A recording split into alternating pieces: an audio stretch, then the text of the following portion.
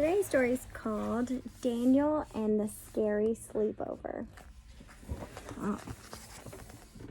Things were not looking good for God's people. They had been captured and taken far from home, and now they were slaves of the king of Babylon.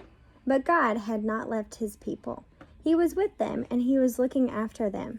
Daniel loved God and obeyed him. Now God had made Daniel able to understand lots of difficult things, so it wasn't long before the king of Babylon noticed him. King Darius liked how clever Daniel was, so he made Daniel his most important helper of all and put him in charge of lots of other helpers. But the other helpers didn't like this. They wanted the king to like them best. They wanted to get rid of Daniel. So they spied on Daniel. They tried to find things wrong with him, things they could tell the king, but there weren't any. None. They couldn't find anything at all, except there was just the one thing. Every day, 3 times a day, without fail, no matter what, Daniel went to his room, closed the door, and prayed. They smiled to themselves. Let's get the king to make a law. No one is allowed to pray to anyone except to the king. Daniel won't obey this law, and he will be punished. They were pleased with themselves for being so clever and hurried off to tell the king. The king liked their idea. He didn't know they were tricking him, so he made it into a law. Everyone must pray, only to me. If you don't, the lions will have you for their dinner. Daniel heard this. He knew it was wrong to pray to anyone except God. He had to do what God said, whatever it cost him, even if it meant he would die. So Daniel went to his room, closed the door, and prayed.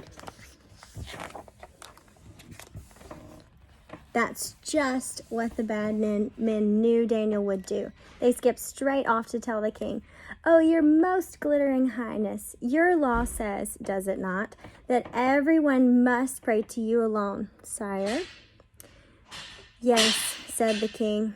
"Oh, magisterial brightness, then correct us if we're wrong, but it would seem that Daniel is praying to God and not to you." The king was sad. He'd been tricked. He didn't want to hurt Daniel, but he couldn't change his law, and so he let the soldiers throw Daniel into the lion's den. "May your God, who loves you so much, or who you love so much, rescue you," the king said. There's Daniel. There's the lions. Oops. The king went back to his palace, but he didn't sleep that night, not a wink. He tossed and turned until finally, at the first glimmer of dawn, he leapt out of bed and ran straight to the den. "Daniel," he cried, "has your God rescued you?" "Yes," Daniel shouted. "God sent an angel to close the lions' mouths." And there, resting his head on Daniel's lap, was the biggest lion, purring like a little kitten.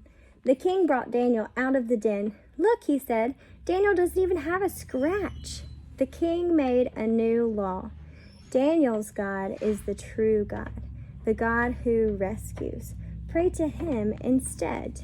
God would keep on rescuing his people, and the time was coming when God would send another brave hero, like Daniel, who would love God and do what God said, whatever it cost him, even if it meant he would die.